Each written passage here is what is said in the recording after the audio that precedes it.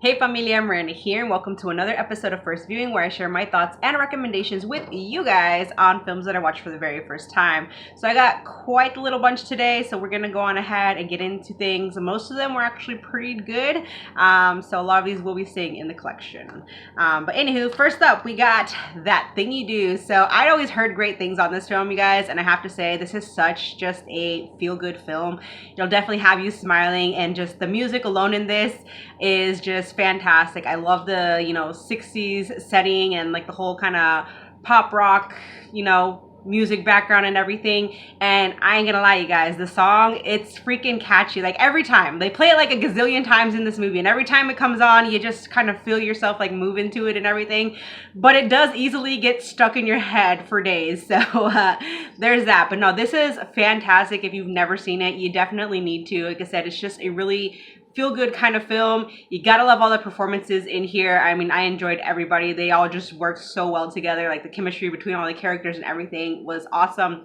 But yeah, it's definitely one that you could just pop on and like just kind of have this going in the background and just be happy with the music and kind of be moving around and everything. So this is fantastic. So definitely worth having in the collection. Okay, so Dead Dicks, on the other hand, you guys, not very good. I was definitely expecting this to be a little bit more on the funnier side, because it is supposed to be some like sort of dark comedy. And just know there's a trigger warning, you guys. This does have to do with suicide and stuff. But basically, you have this guy. He commits suicide like several times, but he keeps coming back to life. And there's this weird thing on his wall in his room, which kind of looks like either a vagina or a butthole. And so his sister comes over and basically tries to help uncover what the hell is going on. And it's just, like I said, I mean, I got a couple chuckles out of it, but other than that, it really wasn't funny. I was a little bit bored with this one, to be honest. And it just really wasn't what I was expecting. The name Dead Dicks, like, I don't really get it. Like I said, the brother, yes, he commits suicide, comes back to life several times, and yes, he has a dick. But other than that, like, I don't really get the name Dead Dicks, why it's called that. But anywho, yeah, like I said, it's a little tough matter, obviously, but it's just honestly they tried too hard to make it seem kind of funny, and it just really wasn't that, you guys. I just didn't find myself really enjoying this one at all. The chemistry between the brother and sister, it was nothing really special going on there, because obviously the sister feels like he's just a problem in her life. So I don't know. It was kind of an odd one for sure. It's definitely a little bit on the bizarre side, considering like what's happening and everything. But other than that, yeah, I just don't see myself ever watching this one again. All right, next up we have Make Way for Tomorrow. This film is absolutely fantastic, you guys. It's definitely very, very heartwarming. I found myself just smiling quite a bit with this film, but at the same time, it is also very, very heartbreaking. It definitely pulls at your, heartstrings and everything. And it's definitely one that, had me crying a little bit here and there for sure. But basically, you have this elderly couple. They've lost their home, and so they have to separate, and each of them decides to go and live with one of their children. And so they're miles and miles apart, and they don't get to see each other for a very long time. They don't really get to talk often on the phone, because obviously, I guess back then, phone calls were, very, very expensive and everything. But so you have a mother. She goes to live with one of her sons, and obviously she's kind of, I guess, the way they saw her was kind of in everybody's business and always getting in the way of everything and whatnot. And then obviously you have the dad. He goes to live with one of the daughters and everything. But yeah, like I said, it's honestly just a interesting look at life, and just everything in this film. Like I said, it's so heartwarming but so heartbreaking at the same time, just the way they have to separate and everything and don't get to see each other. But the wife, she writes letters and stuff. And so especially the one scene where the father figure, he befriends this guy who works at this store or whatever. And so he gets a letter one day, has the guy at the store read it to him. And it was honestly just such a beautiful letter and everything. And it just had me, especially like he didn't even kind of like say goodbye to the guy after he read the letter. He was just kind of feeling a little bit sad, obviously, with the words that his wife wrote to him and everything. And the store guy, he literally goes, calls his wife, and he's like, I just wanted to look at you. I seriously, I just started like bawling my eyes out at that moment. Like, wow. But the words that they would write to each other were just everything. It's like the little things in this film, like even one phone call that they had where she's basically, the wife is telling him, oh, it's, kind of chilly, make sure you wear a coat. And if it's like raining, don't even go out or anything like that. So, I mean, just the simple things that they would say to each other were just the most beautiful and just kind of hit you hard, very, very hard. And then the whole scene too, where they finally reunite after, several months and whatnot. They reunite and they just kind of have this sort of unexpected night on the town and stuff, and kind of going down memory lane about their, when they got married and their whole supposedly like honeymoon phase and all of that and everything. And it was just absolutely freaking beautiful. And of course the ending got to me too, you guys. So highly recommend this one.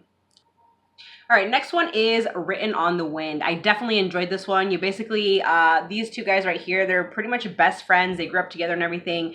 This guy right here meets her, and Rock Hudson's character ends up falling for her too, even though these two become married and everything. But he has a lot of just kind of issues like jealousy, alcoholism, just kind of mental stuff and whatnot.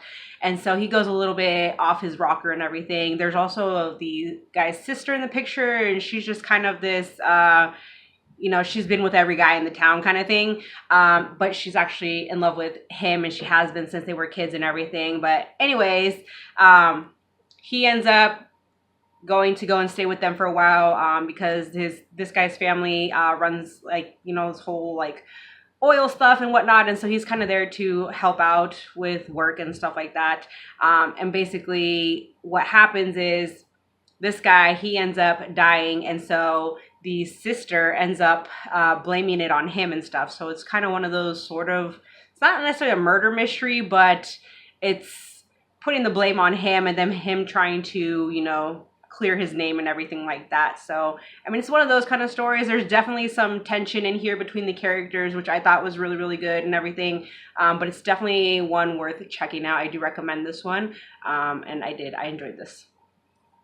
All right, so I finally checked out Purple Rain, and yes, this is definitely one I will probably have to upgrade down the road to the 4K because I hear it's amazing. But anywho, Purple Rain, you guys, yeah, what's not to like about this film? Like, honestly, the main thing in this film is the music, and the music is fire. Like, the soundtrack is phenomenal in here.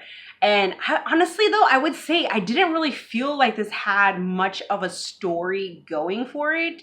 It was definitely more about the whole, music scene and everything. So there is a lot of music, a lot of, performances on stage and everything in this film. Of course, you do have, parts to the story. There's this whole kind of, love story going on at the same time as this, obviously Prince's character in here, the kid, he's kind of struggling with, stuff at home. He has obviously the, father who is abusive to the mother and everything. And so he's kind of turning into his father in a way, and stuff, because he's just is mad, kind of mad at the world kind of thing and stuff. So he's kind of trying to, figure out things for himself and whatnot. And of course he meets the woman along the way and stuff. And so they kind of form this like love story or whatever that is a little bit toxic, if you will. But yeah, most of this was like music scene and everything, so that was awesome. I thought that honestly they should have just kind of made the whole film that. Like I said, there really wasn't a huge storyline going on, but the music in here definitely makes up for everything else. It is fire. So definitely worth checking out and stuff, just for the music alone and everything. All right, next up we got Weekend at Bernie's. Yes, finally check this one out. I know I probably should have seen it by now, but I thought I had, but nothing like jogged my memory or anything. So Weekend at Bernie's, definitely a fun one, you guys. It's kind of ridiculous. as you basically have, this guy, he is their boss. And so he invites them over to his house for the weekend, and is actually because they kind of uncovered some stuff, some dirty stuff that he was into. And, he was going to basically off them, but he got offed instead. So, yeah, they literally have him the entire weekend just kind of dragging around this dead body, which is so crazy. Like, wow, just all the things that they went through so that they wouldn't get blamed or whatever for, the death of him and everything. But yeah, it's a fun one for sure. It's a little weird, an awkward situation for sure, but definitely loads of fun. I love the summer setting and just kind of how everybody just kind of goes with the flow. They all think he's alive and everything, and he's really just, stone cold. So, yeah, fun one for sure. All right, next one is Tully. I really, really enjoyed this one. And as a mother, like, this one is so highly relatable. Honestly, it was a little bit depressing, but at the same time, like, it just was so freaking good, you guys. Like, so relatable. I mean, just being a mother who is just overly exhausted. You have a couple little ones already, then you have a newborn on top of things.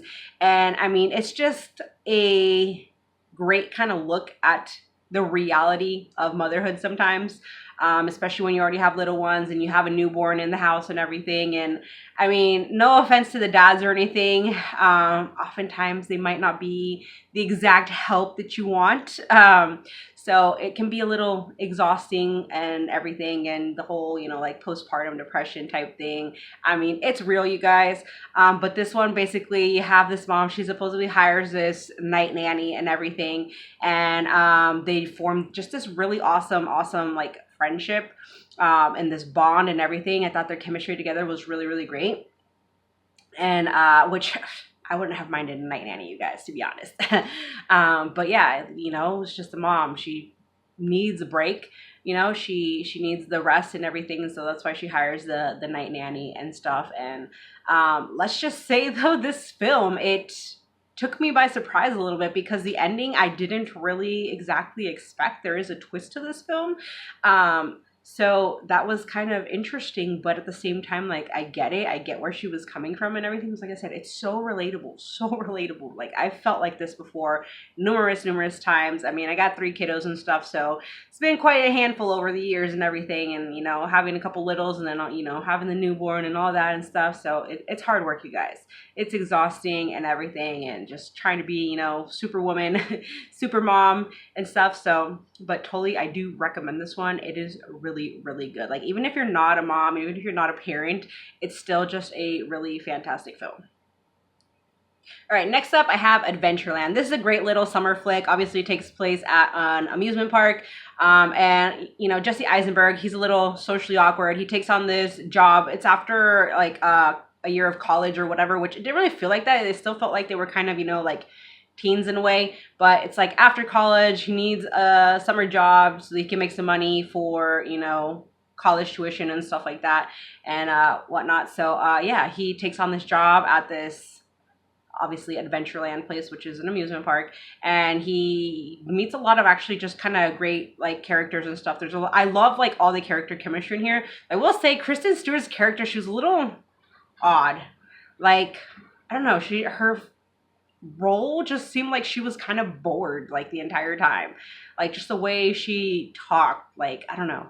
There was something off about her character in here. But Jesse Eisenberg, I enjoyed him. Like I said, he's a little kind of socially awkward, so doesn't necessarily quite fit in, doesn't really know how to talk to girls very well and everything and stuff. But yeah, you also have Ryan Reynolds in here, and Kristen Wiig and Bill Hader. So they're all great, you guys. I wouldn't say their roles here are necessarily huge, but the two of them, and even Ryan Reynolds and everything, they were all great. There's other, people in here as well. Like I said, there's a lot of characters and everything. But yeah, it's definitely a great summer flick. Kind of sort of coming of age, during your college years and whatnot. So, but yeah, I thought it was really, really fun. So. All right, so next we have M. I gotta say, you guys, I was a little disappointed in this film. So basically, you have this guy here, which it's made known pretty much right away, like who he is. They don't hide it or anything. But this is about a child killer, and as you can see, he does definitely come off as a bit of a creep. There's just something eerie, something off about him, and whatnot. And so basically, you have everybody trying to figure out who this killer is and everything, even though they already, show him off and everything. He writes something to the paper, and everybody is just, in a scramble trying to figure out who this child killer is. And so I don't know. I just didn't feel the intensity of this film. Like, there is a scene that's like a manhunt, where like the whole town is just looking for him and everything, and I just did not feel the intensity. Obviously, you don't see any of the children getting killed or anything like that, because they just obviously didn't do that back in the day. But I don't know, this film just lacked something for me, and I don't know what it was, but there was like a few scenes in here where they're silent. And it was kind of annoying how it would just go from, having sound to all of a sudden just everything being silent. Like, one of the big manhunts was just everybody running around town and it was silent and everything. And I don't know, I just feel like it didn't really work for the film very well. And your killer dude, you don't really hear him talk much until the very end. But yeah, you have the police out for him, and there's even this like crime syndicate who are after him as well, because obviously, it's their job to, create crime in the town, not his. And so they're like, oh, it's kind of a bad rep for them or whatever. I don't know. But yeah, so everybody's on the hunt for him. They end up finding him, and so they actually mark him with an M. So that everybody knows who he is. And so he hides out in this, like, I guess, office building or whatever. And eventually he is captured by the crime syndicate, and they take him, kind of to their underground area or whatever, and basically kind of put him on trial, which I thought was actually kind of cool. That was like really the only thing that I liked about the film, was the trial that they put him on. But then, the ending kind of sucked, because things didn't exactly play out how the crime syndicate wanted to, because they did actually provide him with a attorney, if you will. But yeah, I don't know, this just lacked the intensity, just more to the story, I guess. I don't know. I would have loved to have seen like a bit more of the creepiness of your killer dude. I don't know. There was just something missing in this film for me, so it was definitely a little on the disappointing side for me, to be honest. All right, so another one I probably should have seen by now, but just hadn't, was Footloose. So I was very, very happy to finally check this one out, and I really did enjoy this one. I will say I did kind of expect there to be a little bit more dancing going on in this film, but for what it was, I thought it worked out like perfectly and everything, the storyline and everything I enjoyed. Basically, you have this guy, he moves to this new town or whatever, and in the town they don't, do like the whole dancing and like music stuff or whatever. It's because there was like a previous accident with some teenagers, and so they're like, after that, no more and stuff. And so he basically kind of he's obviously into dancing and music and stuff, and so he goes up against the town and stuff and tries to see about being able to have this one dance for the high school and everything and whatnot. And so yeah, there's definitely great music in here, especially Footloose. Every time that song comes on, it's very catchy, has you moving and everything. I really like the opening to this film, how they have the song going, but then they're just focused on like people's feet and the way they're dancing and everything. I thought that was actually pretty kind of cool. But it's definitely a fun one. Great soundtrack and everything in here. So it's definitely worth watching.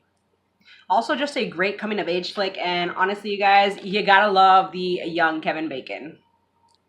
All right, and then I did check out Ted Bundy. Now, I gotta say, you guys, true crime stuff can definitely be a little bit hard to watch sometimes. But, I mean, I haven't really read too much into, Ted Bundy. Obviously, he was one of the most notorious serial killers out there, along with, like, Dahmer and stuff. But, yeah, overall, I thought that this was kind of a good look at his story and his whole killing spree and everything. Nothing was really too over the top. Like, it wasn't, like, super gory or anything. You don't really see, much of the rapes, the kills, stuff like that. But I feel like it moved along fairly well, though after his like first capture, it kind of moved along a little bit more quickly. So I don't know, had they maybe paced that out a little bit better, could have had an even better film. But overall, I thought this was a fine look at his story and just, you know, his killing spree here. I mean, like Oregon, Washington, where else was it? Like, I think it was like Colorado or something. Eventually made his way all the way out to Florida and stuff. So he definitely went a long way, that's for sure. But yeah, the guy who plays him, he's definitely like really weird, really creepy. So I thought he did a fantastic job at portraying Ted Bundy. So yeah. And he just seemed like a very, very just kind of odd, disturbed character. So, but yeah, overall, I thought this was good. Nothing spectacular or anything like that, but I thought it was good. And, you know, I enjoyed kind of, I guess, learning about him a little bit more. All right, so I did go ahead and check out Killing Mr. Griffin. And I gotta say, you guys, I expected this one to be a little bit more intense. It wasn't necessarily what I had in mind, but basically you have this group of students, they decide to kidnap their teacher so they can humiliate him because he is very much into kind of humiliating his students in class. He's just not a very well-liked teacher. He's a bit harsh and is a little mean to the students and stuff. And so some of them just, you know, are fed up with it, and so they decide to kidnap him. Well, they tie him up and they leave him in this like abandoned area in the woods, and they come back to find that he is dead. Now the question is, you know, who did it? Which it's not really much of a mystery of like kind of what happened or who did it or anything like that. I mean, it was kind of a little obvious. So it was a little kind of predictable there and everything. But I mean, overall, it was okay for what it is. I wouldn't say it's necessarily like a great thriller, but it was all right, like I said, for what it is. But just kind of, I thought this was going to be like way more intense and a little bit more like disturbing or something, but it just really wasn't that. So it wasn't what I was expecting, but it was all right.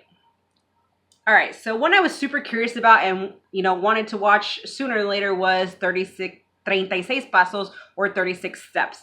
It is a film in Spanish, you guys, and I gotta say, this was actually a bit of a letdown. I was totally thinking this was going to be this, like, crazy, just kind of torture film, because basically you have these 6 girls, they've been kidnapped, and it basically says that there is, their kidnapper is a cranky coat-wearing man-child who uses a hatchet to keep them inspired. And there's 36 steps between horror and freedom.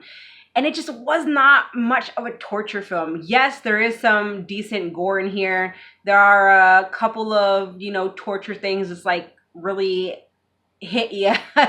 That's for sure. But overall, like, it just wasn't really very good, you guys. It was not what I was expecting. You basically have these girls, they technically have all this freedom in the world, but they still have to follow these steps. And they're not even like tied up. They're literally living in this house. They can cook, they can clean and all that. They have a pool that they can party in, open area where they can like play sports and stuff like that, but they're not allowed to go beyond certain perimeters. Otherwise they will get killed and stuff like that. And every time a whistle blows, they have to come running. They have these notes that they're given. It's like you have to, you know, do this or whatever, like time to party or time to, you know, dance, listen to music, stuff like that, like weird things. I don't know. And then they start getting these notes that they need to basically kind of off each other stuff. I don't know. It's really weird. It goes from what you would think being this kind of torture film, which it's really not, to something entirely different. Like there was this twist to the film that honestly I wouldn't have really necessarily expected, but it just took like a whole different route, you guys. It ends up being more of like a revenge flick. So I don't know how it goes from torture to revenge. And the end, honestly, it reminded me of a film that most of us, I'm sure, probably watch on our birthday every year. I'm not gonna say which one, but I was like, okay, that's totally those vibes there, whatever. So it was interesting, just not what I was expecting, and I honestly don't think it's really one that I would watch again. So I don't know. I wanted to like this one, like the premise of it and everything really caught my attention, but it was very just kind of disappointing because I was totally expecting like full on just like torture or something, and it kind of lacked that. So All right, next up we have Gia, and I gotta say Angelina was fantastic in this, you guys. It's definitely a bit of a hard watch because it does dive deep into the whole kind of like depression and just like drug addiction and everything. So it's definitely one though that I thoroughly enjoyed. I did not know anything about Gia, you guys, and honestly after I watched this, I dug even deeper, you know, like I Googled her and everything and dug deeper into kind of her life and just to like learn more about her. But she was technically like America's first real like supermodel, and like it's just kind of very, very sad how she was rapidly just, you know, climbing to the top, and then all of a sudden she got super into drugs and everything, and just she down spiraled very, very quickly and everything, and it was just very, very sad. So it is a bit of a hard watch for sure. But even the real Gia, she was absolutely beautiful, you guys. Obviously, yeah, it has to do, like, you know, she was there for the money, for the sex. She was into men and women. I definitely enjoyed her relationship that she had with her girlfriend, kind of off and on, that Linda chick or whatever. The two of them in here were really great together. What it was like in real life, I don't really know. But, you know, from what I saw in this film, it was kind of an interesting relationship.